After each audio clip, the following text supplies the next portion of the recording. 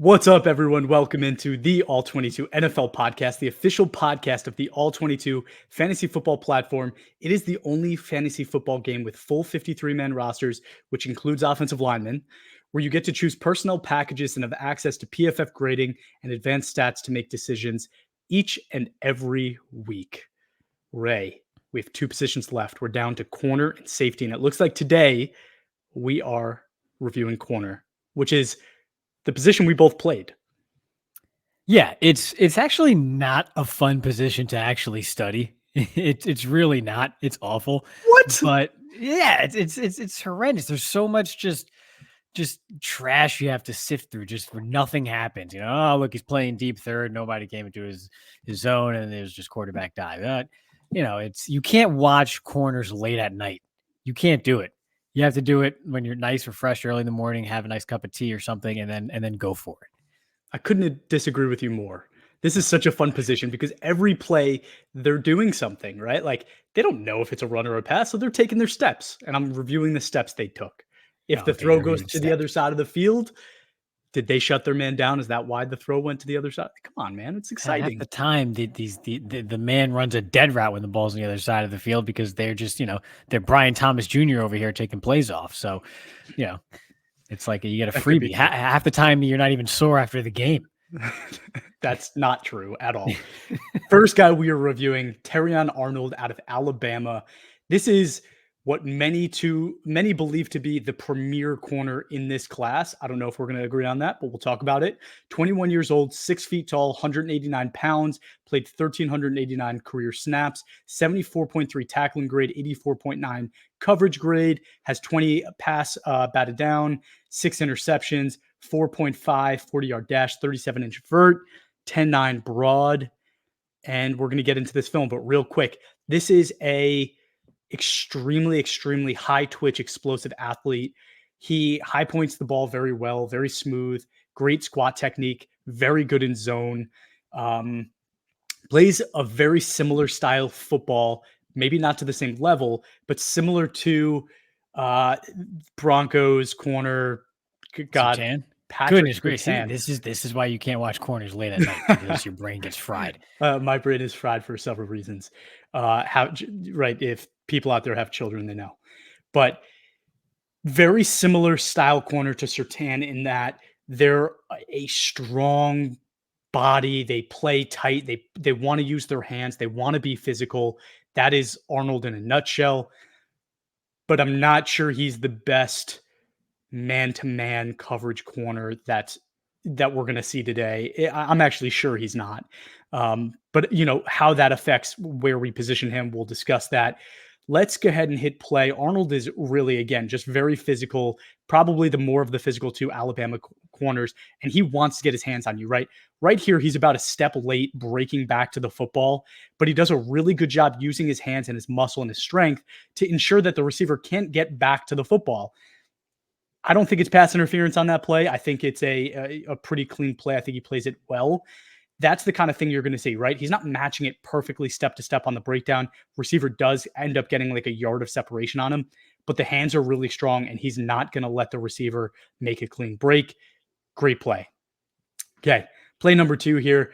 You really got to know who you're playing, right? And if you were playing a receiver that has no problem turning a 2-yard pass into a 40-yard gain, you can't play so off. You got to get your hands on him. You got to play him tight.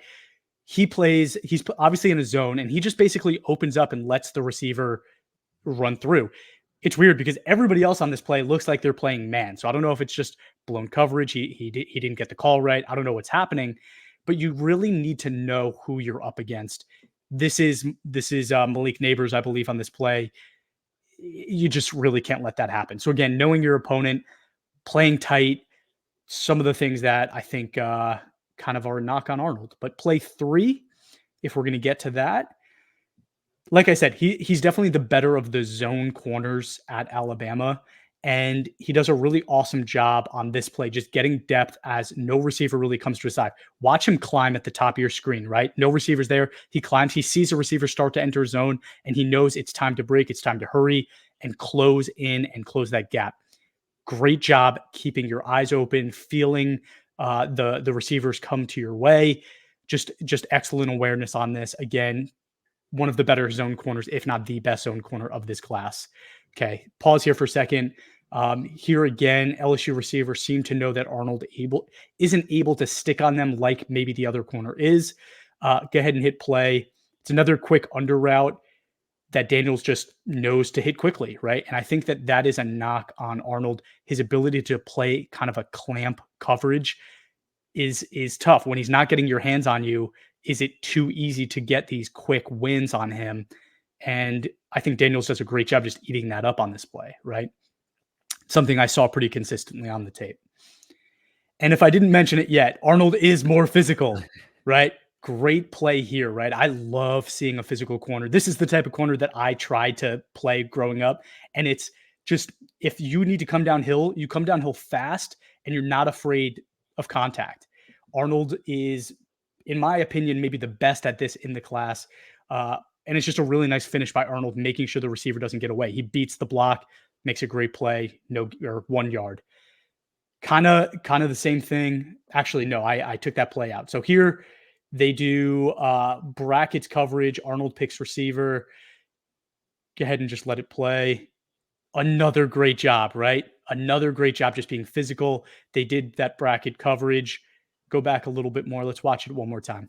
They're bracketing. He's pointing things out. And then it's time to come downhill and play fast football and physical football. And that's what he does. Really, really excellent play by Arnold. Great physicality in his game. Okay, so you're all about the physical. I'm interested to see who you think the best man cover corner is in this class, because as we're going to get into here, I have who I think could be, but I wish that they would play that role a bit more in college. I understand why they don't, given systems and such, but I feel like sometimes these corners were held back by alignment, by assignment, by the system that they were just playing in college. And you wanted to see more, or you wanted to see them put in some more situations where they had to sort of be on that island because they can handle it, right? And I'm going to get into that with the next guy, because I think, as you famously coined in our previous episode, we're just going to save the take for the audio segment at the end. That's right. Make them wait. So, yeah, there you go. So we're going to roll right in. And I'm going to continue on. Next, I believe I put in Quinyon Mitchell, the cornerback out of Toledo. So I'm sure you have the numbers if you want to shout those out. Yes, I do.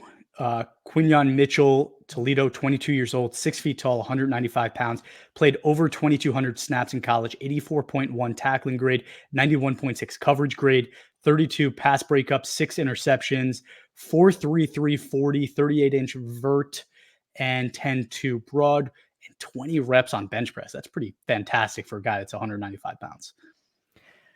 Yeah, arms are a little shorter than you would think at 6 foot, but yes, it is. Mm-hmm. And so he's got a lot of tools. I mean, you pointed out the measurables there. He can flat out fly. I actually want to start off with some Senior Bowl tape, because, again, we are talking about a corner from Toledo. And they did play Ohio State in 2022. And he did have – there was basically 3 reps in that game where he was really tested. One was a really great play by Marvin Harrison Jr. in the end zone for a contested catch touchdown. Gave Marvin Harrison Jr. basically all he could handle. But he needed to be Marvin Harrison Jr. in order to win that rep. Everything else was him playing deep third, and Ohio State just running the ball out because they were up on Toledo, and it was Toledo. So there wasn't much to really glean from that, as much as I had hoped anyway going in. So we're going to start off here with what I think is really a linear athlete. And I don't necessarily mean that in a negative way, but rather you cannot simply carry Quinyon Mitchell vertically and expect to win in any capacity, whether you're outside or in the slot for that matter. And so I'm just going to run this here. It's the Senior Bowl day 2 against, I believe this is Brendan Rice, son of esteemed Jerry Rice. And so he actually jumps to the inside here, kind of flips his hips pretty well here, and is just going to stay in phase, and just there's not going to be much separation at all for Rice just going downfield. He's not going to get beat with speed. So he's just going to, track the ball, stay in phase, and just finish under the low hip and make the interception. It's one-on-one, so not exactly game situation. But again, you're not going to separate with speed against Quinyon Mitchell. That's number one.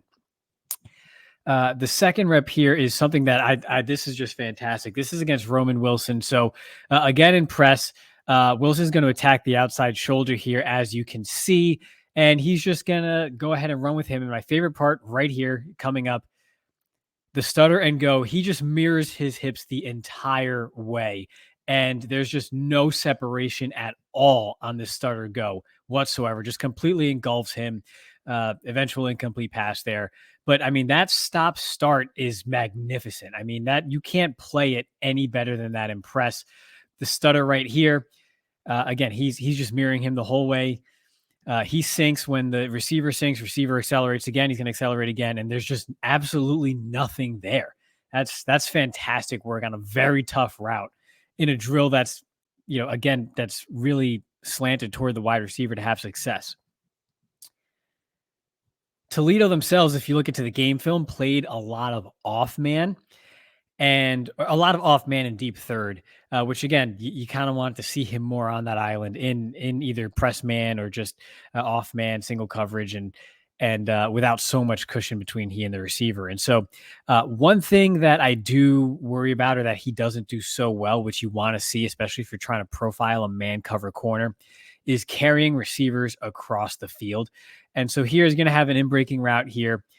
You'll notice the hips are opened up pretty early on here. He's not necessarily square. Receiver breaks in, doesn't necessarily close ground quick enough. I mean, it's a contested catch, but it's an easy catch, right? So again, opens up right at the snap, inside route, closes, but doesn't really close in time to break up the pass. And it's just, it's alignment pretty much doomed him on that rep, but kind of want to see him stay square a bit more until he's threatened vertically. He never was in that route. Again, you're going to see him here off man, and here again, opened up the hips extremely early, about a yard ago. There's still 3 yards of separation between him and the receiver here, and he's already opened up. The ball doesn't come his way, but again, you're already off 8 yards. Look, he's already opening up his hips. There's 5+ yards of separation between him and the receiver here. And so granted, it's an outbreaking route anyway, and the ball never comes his way, but stay square until you have to. You're not threatened at any point for you to turn your hips. In the NFL, I mean, right here, he is vulnerable to a deep post or anything that gets in his blind spot. He'll have to do a speed turn and lose sight of the receiver.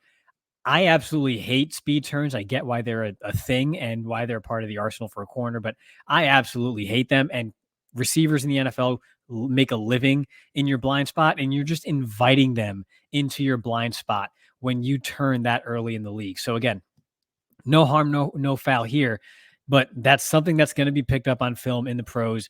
You want to see him stay square. Here we go again. I actually don't even remember this darn play whatsoever, so we're just going to run it and see what happens. Again, just failing to carry the receiver inside well enough. At this point, close. You have 4.3 speed. You can fly. I want to see you accelerate and close that gap on the inside here. It's just too easy. The best man corners in the NFL can cover receivers on in-breaking routes, and they can close that gap. They can carry them throughout the field. That's the one thing you don't see with Quinyon Mitchell. Here he's going to line up inside shade on off-man coverage again, and you'll see here opened up early, doesn't really close the gap.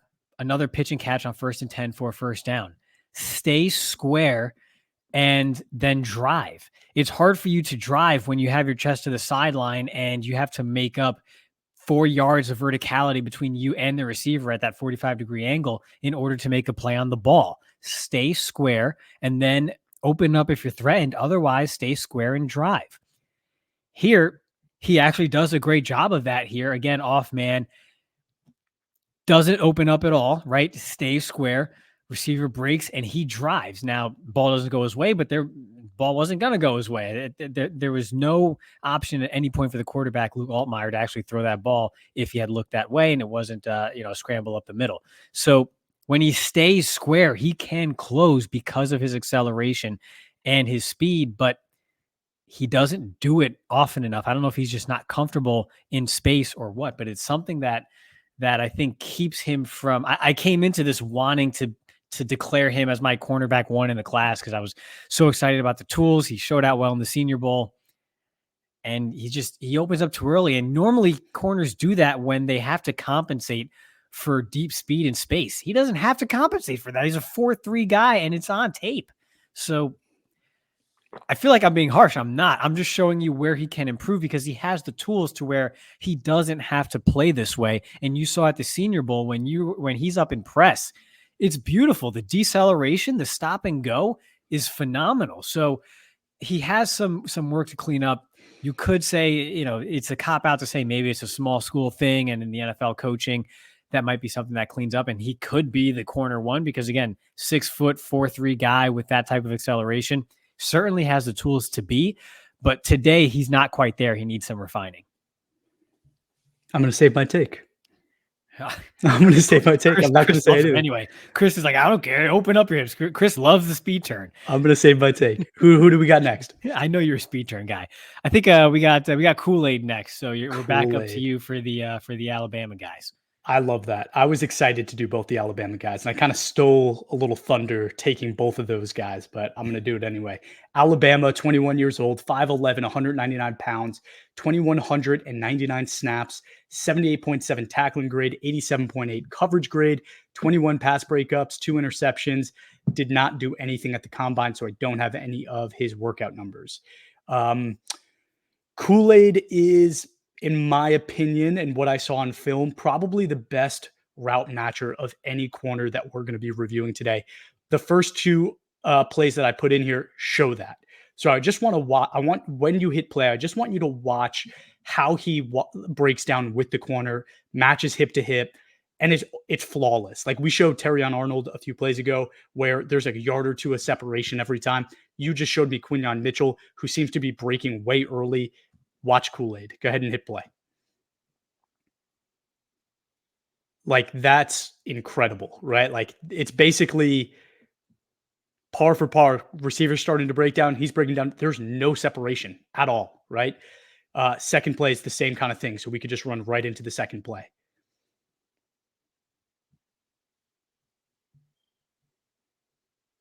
Just perfectly breaks down on that in route. It's really what you want, right? You can't ask for anything better than that on a man-to-man coverage. I do think his squat technique has a lot to be desired, and that's why I think from a zone coverage standpoint, this is not really your guy. This shouldn't be your guy. He's super tall right now. Look at him. It looks like he's galloping. He's supposed to be in like a squat technique, and he's just way too high. But even with him being too high and playing, kind of deep, he doesn't like, if you go ahead and play that one again, watch the breakdown, right? Even though there's separation, it's almost as if they're moving identically when they break down. Boom, boom, boom. They're both breaking down at the exact same time. It's a really interesting skill that Kool-Aid has. It's very rare and very hard to do. So his ability to do that, I think, is a huge positive. Just definitely has some technique things to work on when he's doing zone coverage. This one, again, looks like they're doing a little bit of bracketing, and Kool-Aid does an amazing job on this play too, just running through the muck, keeping his guy, staying engaged, right? That's Malik Neighbors right there, I believe. He's following him perfectly on this route, right? And Daniels just has to throw the ball kind of away, can't get the ball to him because it's just not there. And last play I wanted to show here is another knock compared to his peers. This is so lazy. It's so lazy. It's insane. Just he's not really willing on running plays to make the effort that you want as a number one corner, right? So just on this play specifically, he bites inside, is just kind of lazily watching the play, just hoping somebody else makes the tackle. He's supposed to be the outside contain, right, besides the edge rusher. The run gets outside. He's lost. He's not even trying. It's an easy touchdown. I really didn't like that play. But again, it's really a totally different flavor of corner than Arnold is. And I know that, those guys are going to be compared heavily throughout their careers just Kool-Aid because flavor. I like it. That is a good one. Yeah. What color was your favorite Kool-Aid? Red, of course. It was definitely red. Not a blue guy. I actually don't even remember what flavors there were, but everybody likes red. The grape was good too.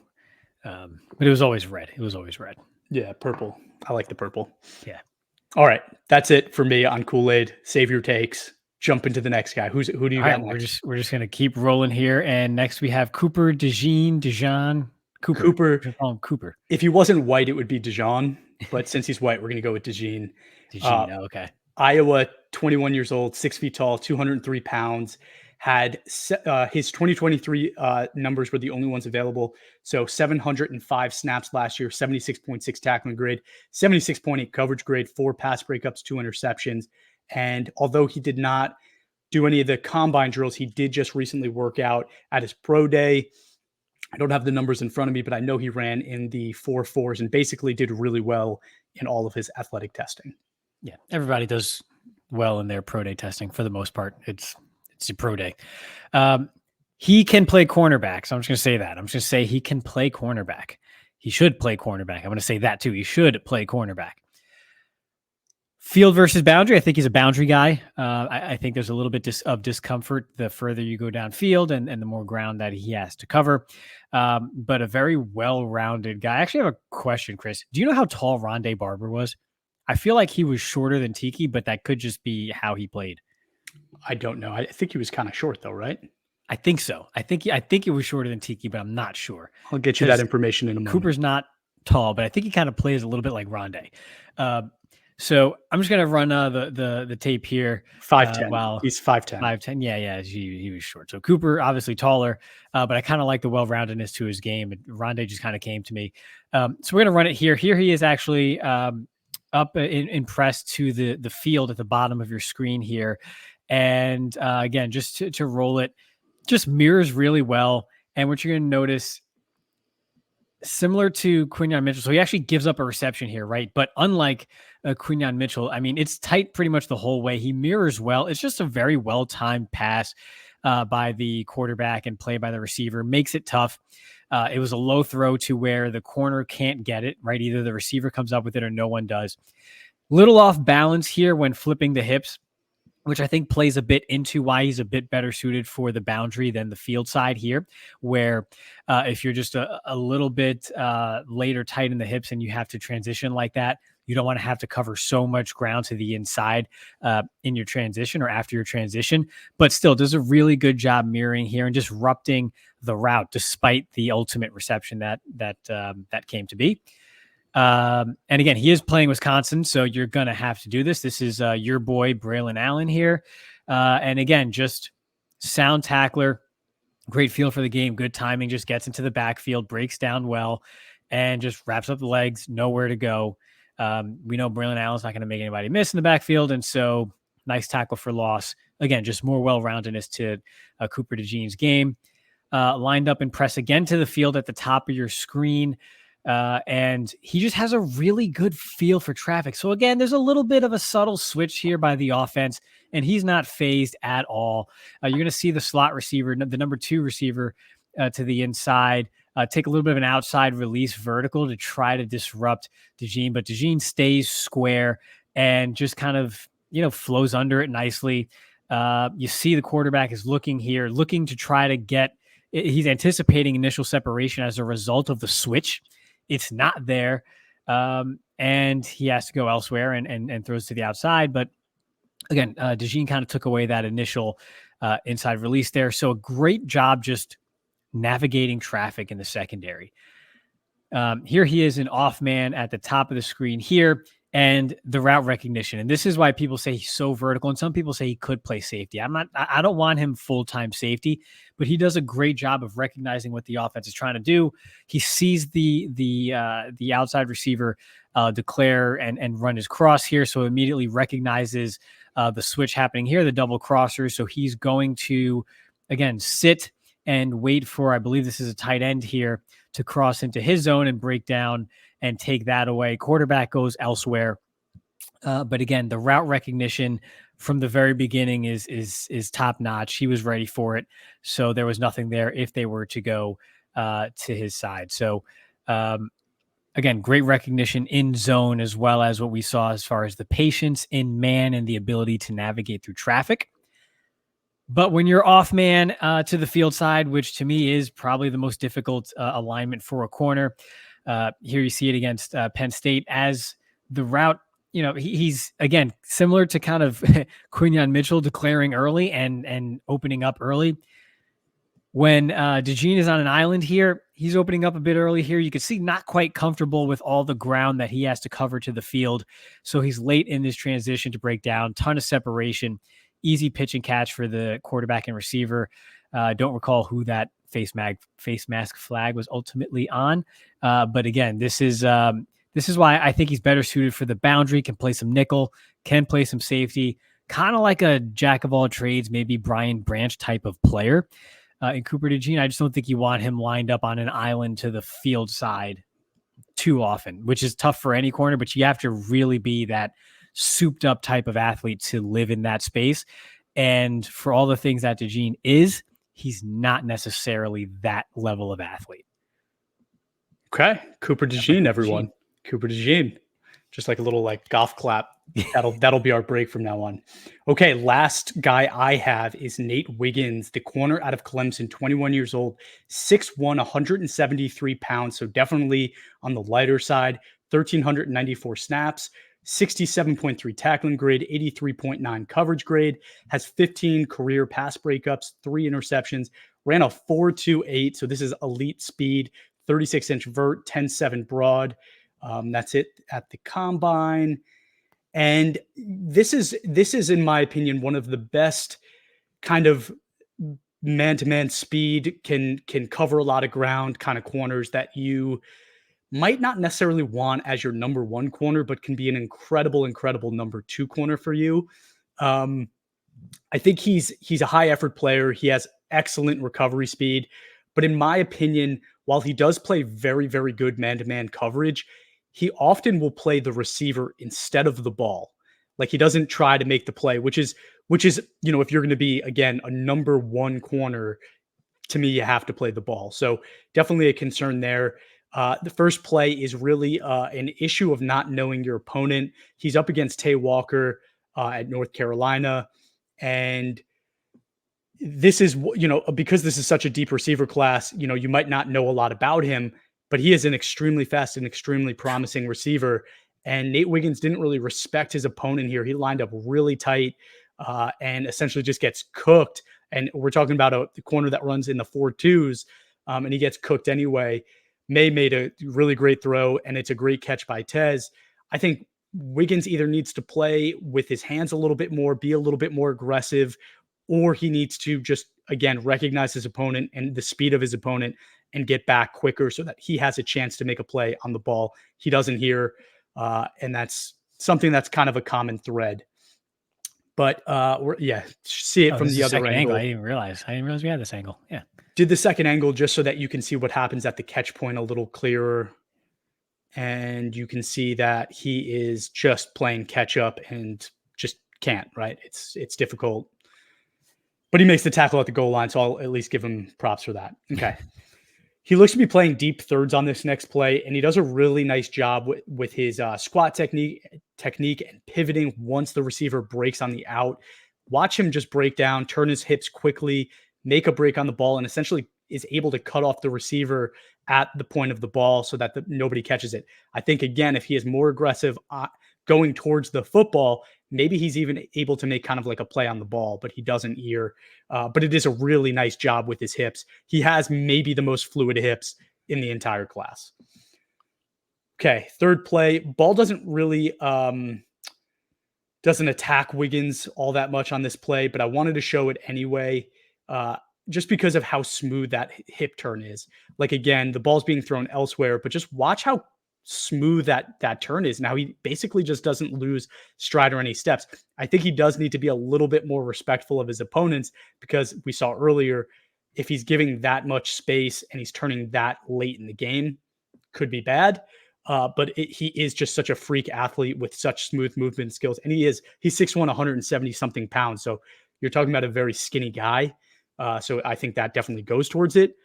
But anyway, let's go to the last play. And I think it's pretty similar to the first play, where he's just underestimating his opponent, and the opponent makes a nice in route, and he's playing really deep. But because of the aggression that he has, I really liked it. Oh, did we skip a play? I think you cut that last one out. Yeah, what happened there? This is All a right, well, badass hit. shoot. Yeah. He makes an awesome play. He makes a great Makes an tackle. awesome play. I did like his aggression, and again, I said that earlier. I think he plays very hard and very high effort. He's a willing tackler, even for 170 something pounds. So, I guess I did leave that other play out, but that's the one I'll end on. Great play by Wiggins. Or is there another play here? There's another What are one. we I think you doing? just went out of order. Here he is, Okay, innermost slot here. fantastic. Innermost slot here. Loses the opponent, underestimates him. The guy essentially toasts him, but it's a poor throw by May. And Wiggins does have the kind of catch up speed to catch up to that ball. But I do think in the NFL, this could result in a pretty big negative on the film because he does turn super late and ends up getting torched when again, he runs 4.2s. Yeah, that's NFL open at that point, and Exactly. that's why Drake May's not your number one. Did you do another corner or is that it? That's it. We did 5 today. We did 5. Okay. Let's pause for a second. All right. Now let's jump into kind of what everybody's here for besides the film, which is breaking down all of the players. So if you didn't watch the first half of this episode, you could go to YouTube to see Ray and I break down the videos of the top cornerback prospects of this draft. Now we're going to kind of go into our rankings, what we think. And Ray, do we want to start at 1 this time? Do we want to start at 5? Because this is different. Like, I don't think there's a chalk answer at the cornerback position this year. I just don't know if there's 4 other guys that you want to mention that, maybe we talked about these 5 guys, but there's 2 other guys that you had ranked above some of them. What do you think? I don't have guys above the 5 that we listed. That's the top 5. Eli Rakestraw, I like, out of Missouri. Kind of a feisty guy.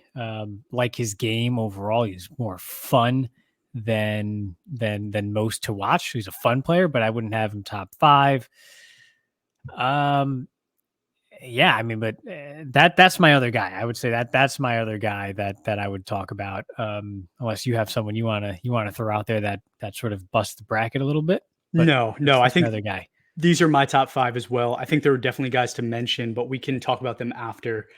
But before I guess we even start at number 5, we talk about what we think of each position as a whole before we really jump into it.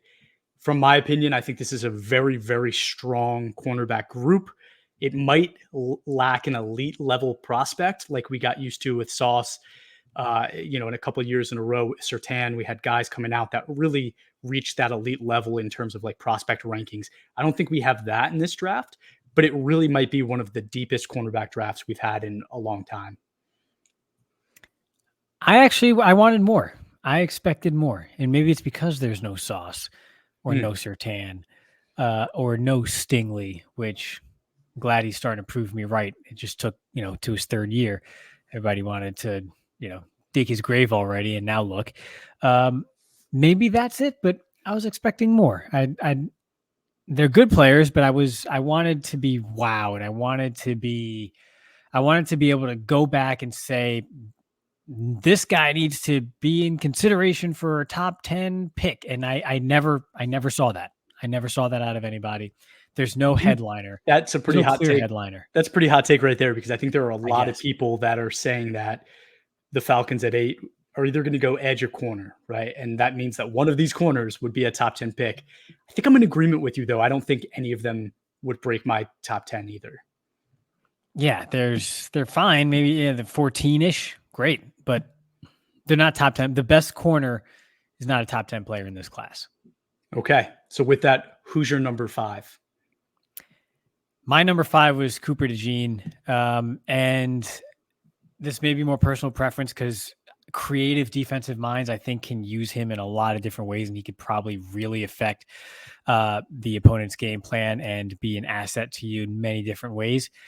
But I like guys that have the ability to take on the toughest assignment for a defensive back, which to me is one-on-one man coverage to the field with no help. And he just doesn't have that type of ability. He's got pretty much everything else, which is great. But I want that next level ability. I want to be able to count on someone to do that. And I just don't think he has that physical ability to do so. So that just knocks him down a peg for me.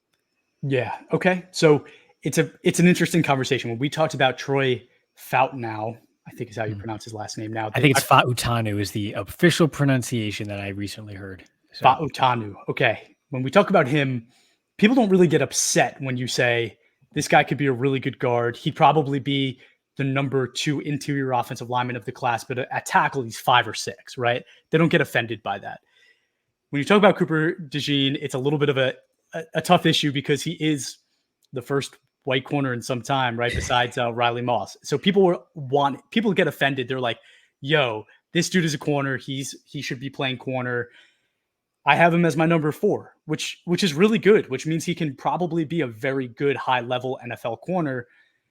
But I agree with a lot of what you're saying in that he lacks a lot of elite one-on-one skills that I would want in an outside corner, right? And if I'm taking a corner in the first round, kind of need to be able to do that for me. I think he has tremendous ball skills. He has maybe the best kind of like Deron Bland return ability when he picks the ball off. When he gets his hand on the ball, he's great with the ball in his hand. I think he's very physically strong and he has great closing ability. But what I did see, and you showed, is that there's often times where he has 3 yards of separation when he's breaking down to make a break on the football, right? Like he leaves a lot of space. And I think it's because he doesn't, like you were talking about, maybe doesn't trust himself so much to be as tight as he could be. He gives a lot of space. And yes, he has great breaking skills on the ball that help him recover and still play at a high level. But at the next level, it gets a lot harder. And I don't know if it's going to be the same at the next level. So again, while I have him as my number 4 corner, I think if he did end up playing safety, he would easily be my number 1 safety of this class. What do you think of that? Yeah, it's not saying much, but I think he's a better corner than safety still. Like I still think he's a better. Yeah, I think he's a better corner than safety. He just can't. He can't be left on an island too often because, again, it's just that next level. Just that it's a different type of speed needed, and just quickness. It's just missing. I think he'd be a phenomenal boundary corner. He's great at bump and run. I love his patience. I think he's a better corner than safety. Whereas I mentioned the name before, Brian Branch last year, I thought was a better safety than corner. I think he's the inverse, and I like him more than I liked Brian Branch. I wasn't too high on Brian Branch last year, but again, a creative defensive mind, and he's a pretty effective player. So I like Dejean more at corner still, and think he's a good one. You can't just roll him out there and say, all right, here you go. It's you and Devontae Smith all the way out there. Like, have fun. Like that's not going to work. Yeah, I don't know if I agree with that because I think he'd do fine against a receiver that doesn't rely on speed and pure quickness, right? Devontae Adams now in his he's 30. I don't know if that's Smith, not Adams. Oh, Devontae Smith. Oh, I completely agree. I completely agree. That's exactly the receiver I don't want him up against. So right. you hit it. Yeah, but he's a hell of a player and he's an asset. But I like him at corner. If I had my choice, I would still stick him at corner more than safety. Okay, I see. Like he plays high. He plays a little bit stiff. Like I said, he leaves that separation space. I definitely worry about things like that. But then you see him break on footballs. And I think about him doing that at the safety position. And I'm thinking he'd be a home run. And while there are no elite corners in this class, I think he would be an elite safety. So not just the number 1 of this class, but then when I go into all 22 era safeties, there's a chance he's right up there with Kyle Hamilton to me, right? I think he would be that level of safety. So we disagree on that. That's fine. He's your 5. I said he's my 4. Quinyon Mitchell is my 5. I get the hype. I get why people are excited because he's not just 6 feet tall and almost 200 pounds at corner, but he's also super athletic, 4.33 speed, and super strong to 20 reps on bench, right? This is complete package physically, but your film review said a lot of the right things. And it's funny. I think you thought I was going to disagree with you and have a completely different take. And that's really not the case. I think he's he plays longer than even his height is. I think he does a really nice job with his length.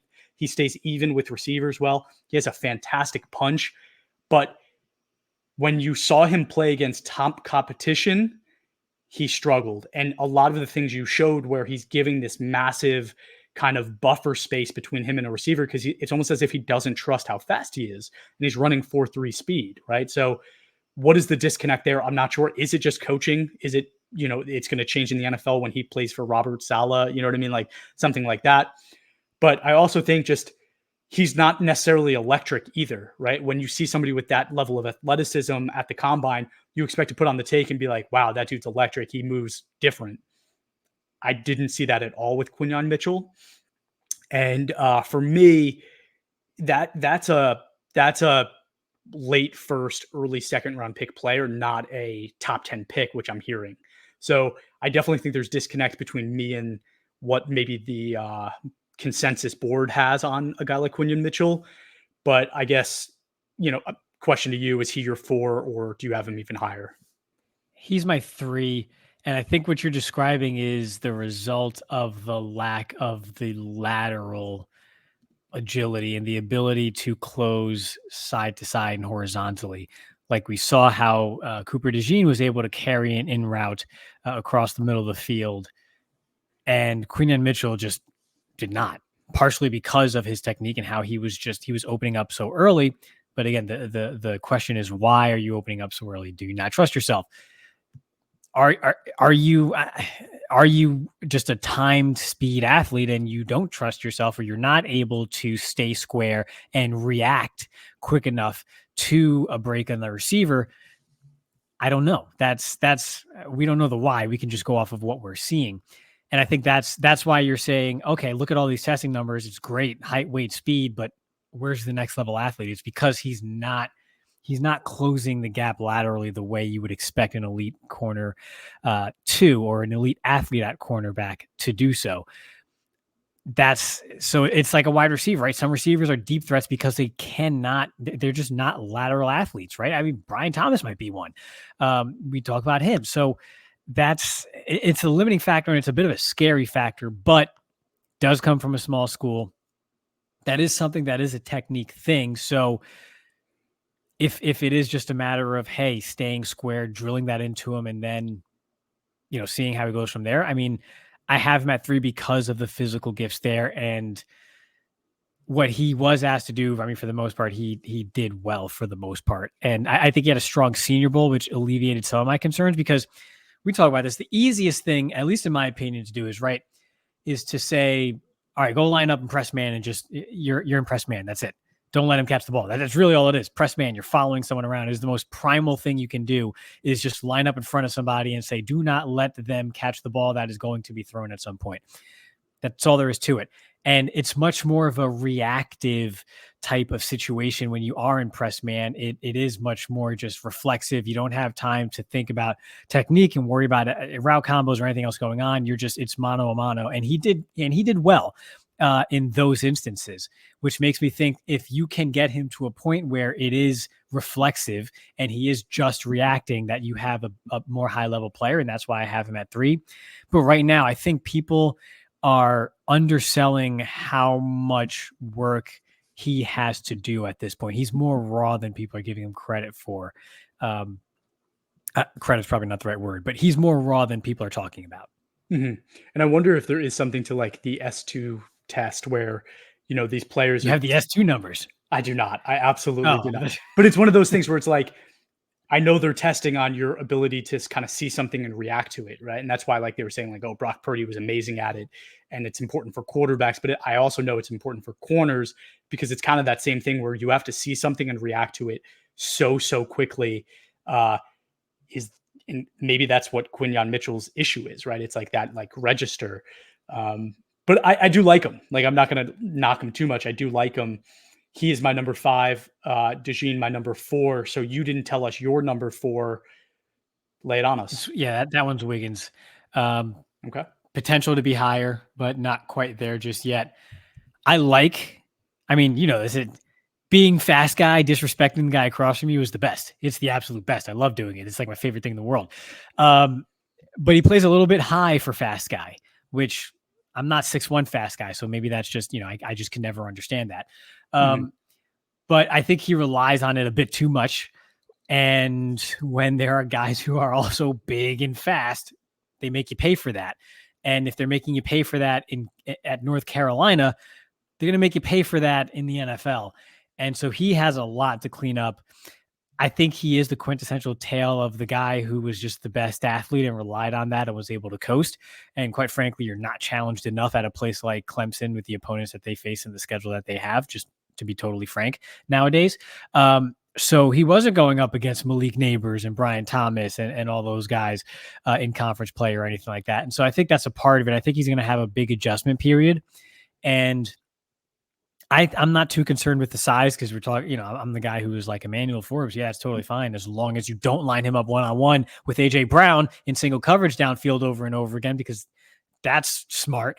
I think there's an adjustment period for Wiggins, and I just want to see how he reacts to that. I see more of a playmaker's not the right word, but when it comes to those man-on-man, mano-a-mano, just go out there and play. I think Quinyon Mitchell's just a bit better than him at that right now, despite his limitations. Mm-hmm. So Wiggins can end up higher overall, but he's not there yet. There's an adjustment period there, I think. Okay. All right. Wiggins I have as my number 2. I knew you would. Because he's gonna like this guy. Yeah. And I like him too. So that doesn't mean I don't like him, but the reason being, top guy. The reason being is because I think there is so much value in having a guy that you can say, go line up one-on-one and just follow this guy, right? Like if you can have your corner just take away one player and take him out of a game, I think that's probably as valuable as a thing as you can have at the cornerback position, right? Being a zone corner is great. I think that there's a lot of value there too.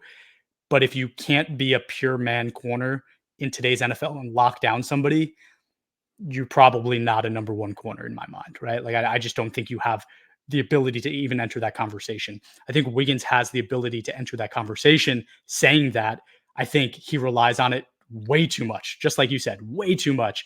And I think that you need to become this all-around player. The thing that makes me believe that he could be is because he does have those high effort plays and he's a willing tackler, right? Like he's aggressive. I like those things about his game a lot. Same thing as you, Forbes comp. Like, I don't give a crap that he's thin. It doesn't bother me at all.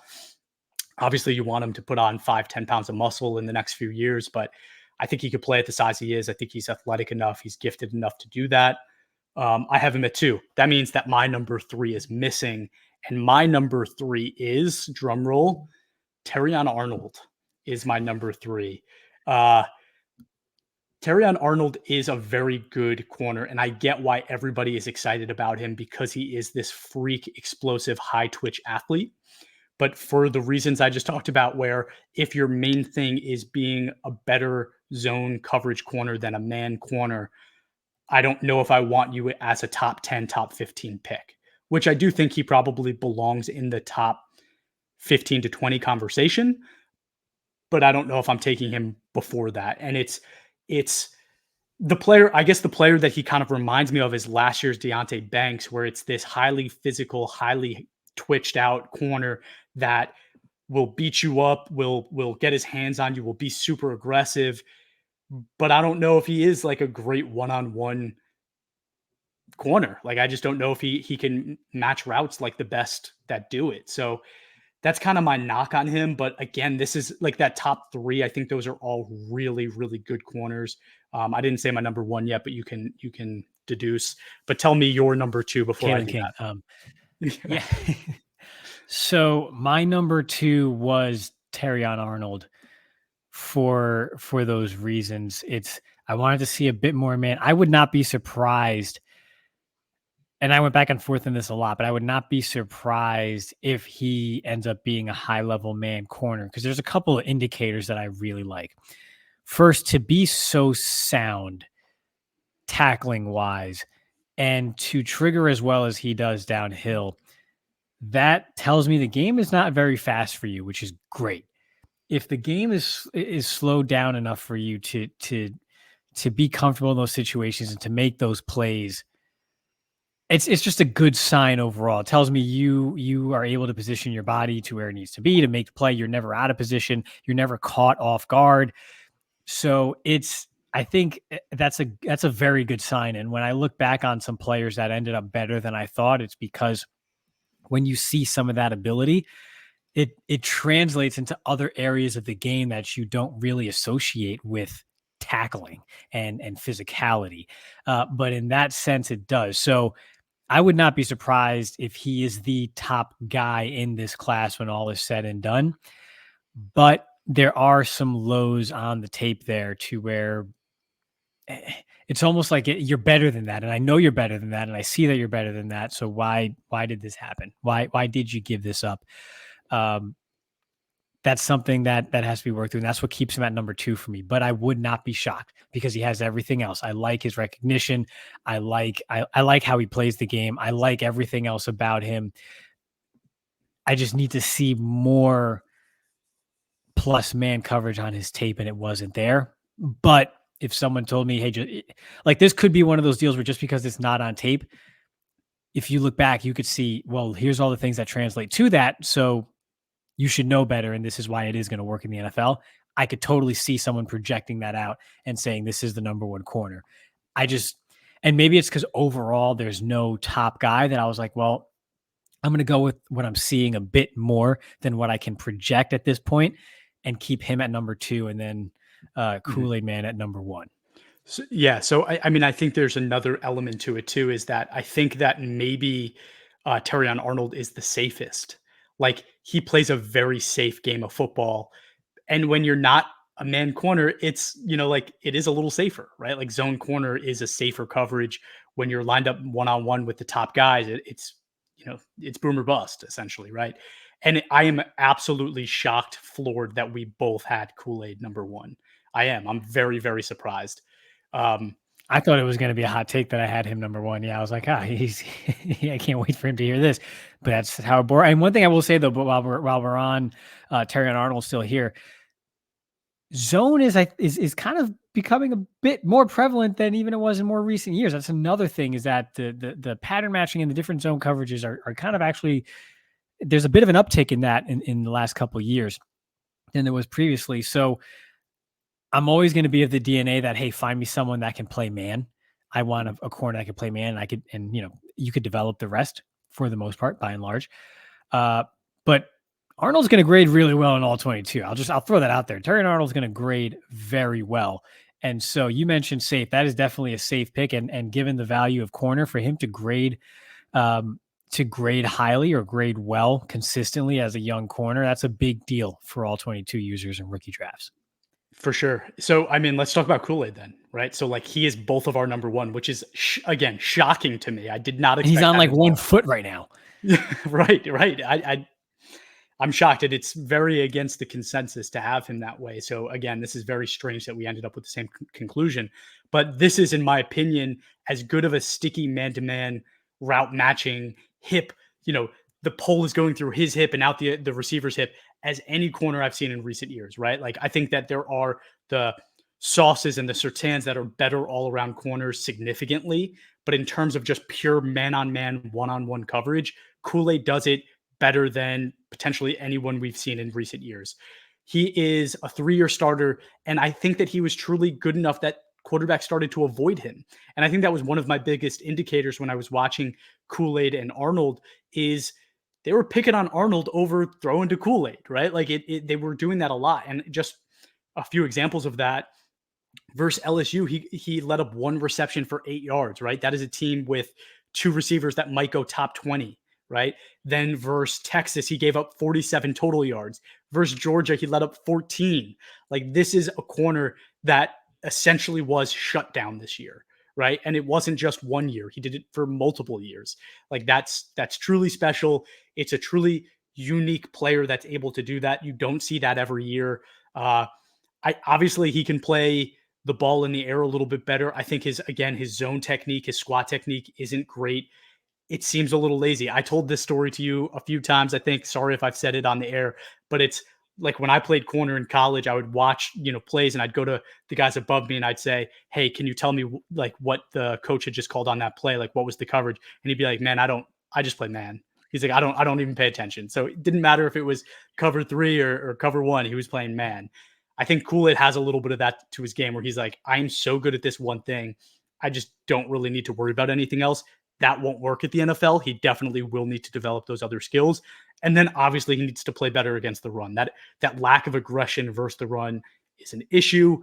But in my opinion, it's like, do I want the elite trait or just really good traits around the board? It's like, I'm going to go for elite. Yeah, it's so I showed the clip of Quinyon Mitchell in the Senior Bowl mirroring and press Roman Wilson, and that was fantastic. It's actually harder out in space to mirror in off coverage effectively enough to make plays on the ball when you don't have help over the top. And Kool-Aid does that so well.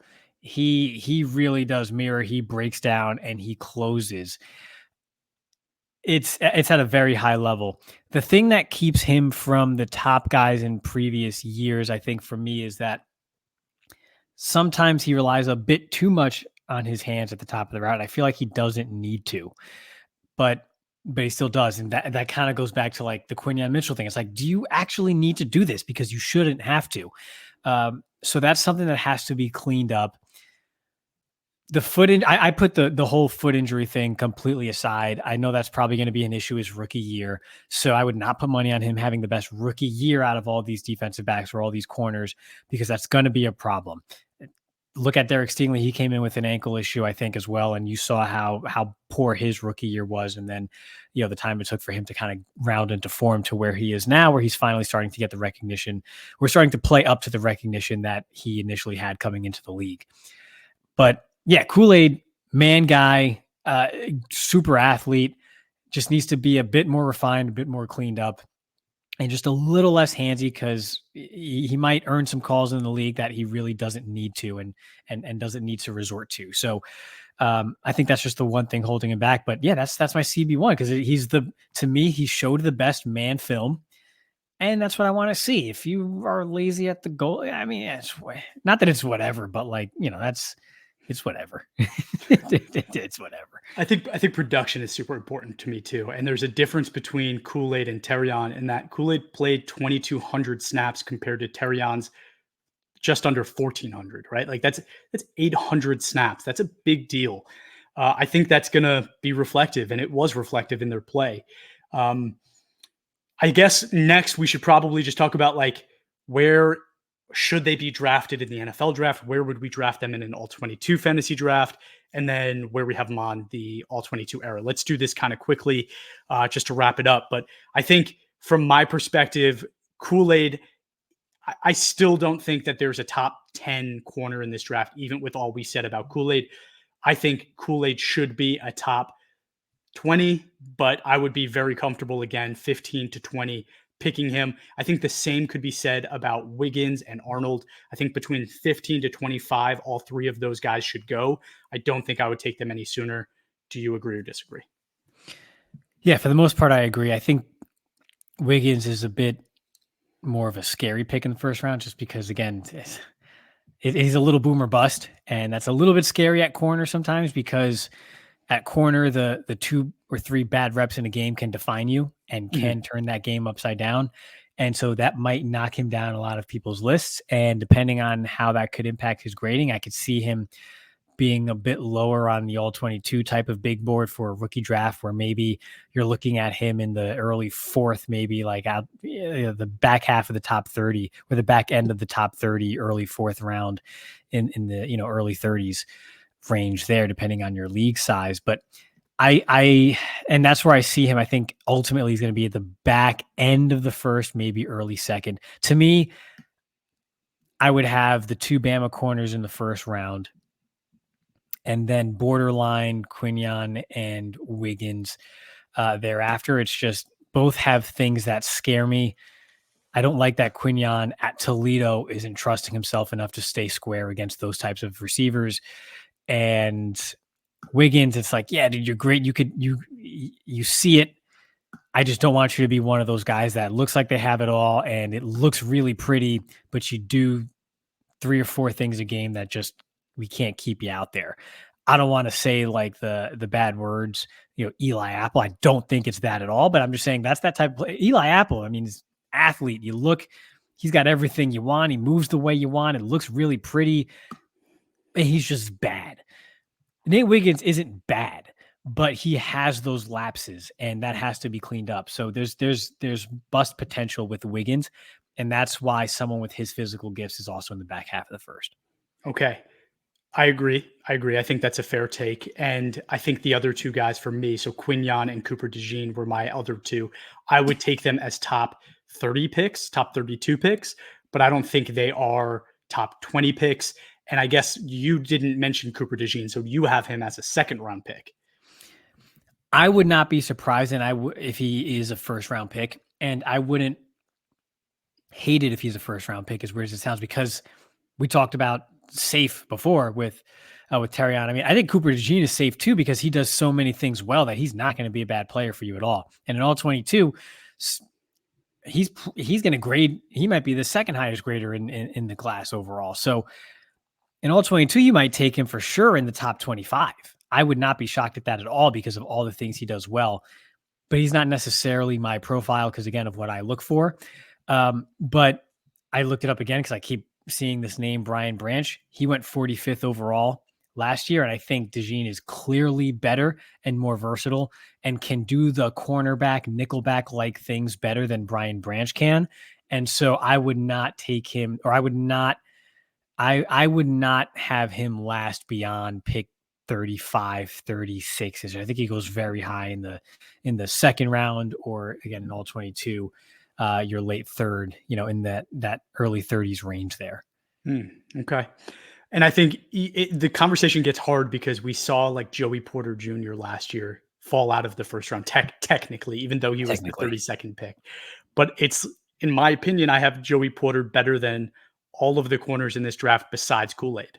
So just getting into that kind of conversation, right? The all 22 era, my number one was Sauce, 2 was Surtain, 3 was JC Horn, 4 was Stingley, 5 was Gonzalez, 6 was Witherspoon, and 7 is Kool-Aid with Joey Porter right after. Nate Wiggins was my 9, Terrion Arnold was my 10, Jeff Okudah at 11, 12 was Deonte Banks, 13 is Cooper Dejean, 14 is Quinyon Mitchell, and 15 is Greg Newsome.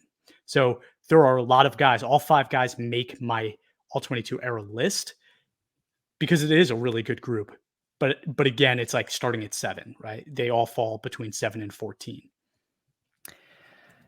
Yeah, I didn't do my all 22 era rankings.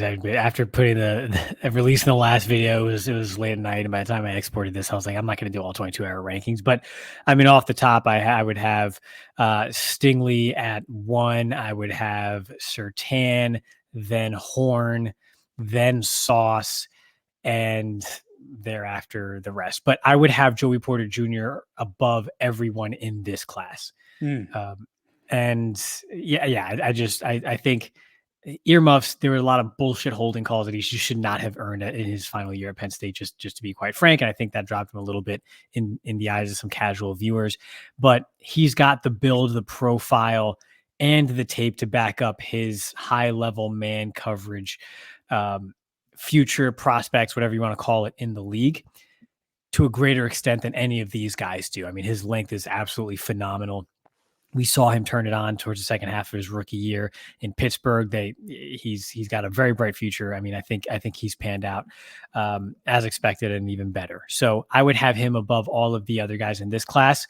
I was not the biggest Witherspoon guy. Again, more of a styles makes fights thing. So I would have someone like Kool-Aid above Witherspoon. I would probably have Terrion above Witherspoon as well. Probably not Mitch. Mitchell's probably right there then in that space somewhere in there. But yeah, so just to show you where I have him, I don't have the top of this class anywhere close to some of those other high-end names, like in the 2021 class where we had that cluster of corners, or even last year where I considered, Porter above someone like Witherspoon, and I would have him above these guys too. And then in terms of like an all 22 draft, I think it's difficult because we don't know landing spot. And for corner, landing spot is super important. Like we looked at Banks last year, who went to the Giants and was asked to be the number 1 corner there.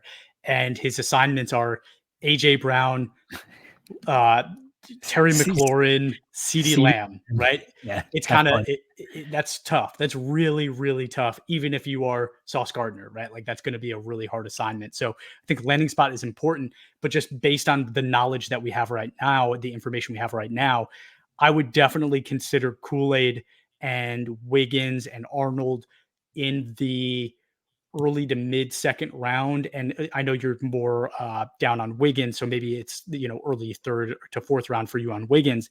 But I think for at least the two Alabama guys, I have them in the second round conversation. I think after that, Dejean is right there for me too, like being a early third round pick for me. I would take him there. And then Quinyon Mitchell, I think, is probably more of the fourth round pick. But I do think all five of those corners are valuable enough to take between rounds 2 to 4. I don't think they fall out of that in most all 22 drafts. Yeah, they should all be top 40. They should all be top 40 for sure. Unless there's some diabolical landing spot, which I can't think of off the top of my head. But yeah, they should all be top 40 guys. Right. Okay. So there are a few other guys that we didn't get to. I think Rakestraw is a great example. Lassiter. There's also Saren. I don't know how to say his last name, out of Michigan. Maybe you know it. Mike Samerstill? Samerstill. There it Yeah, is. typical, yeah.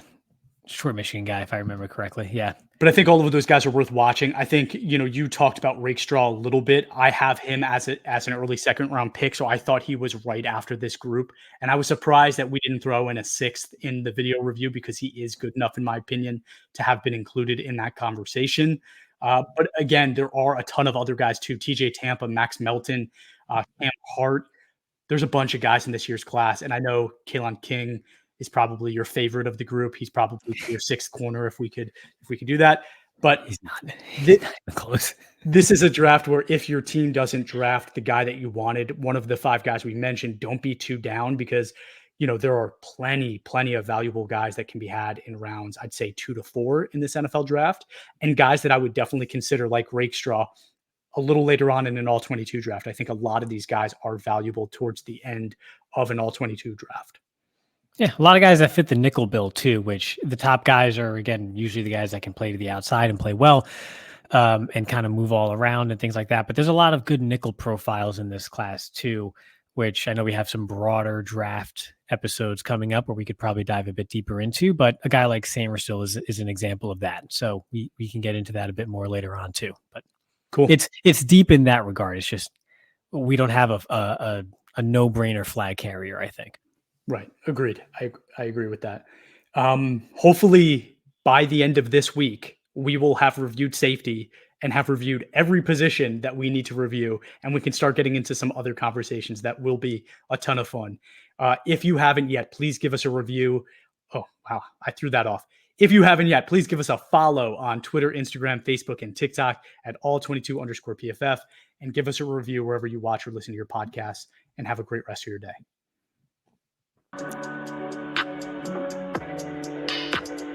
Go.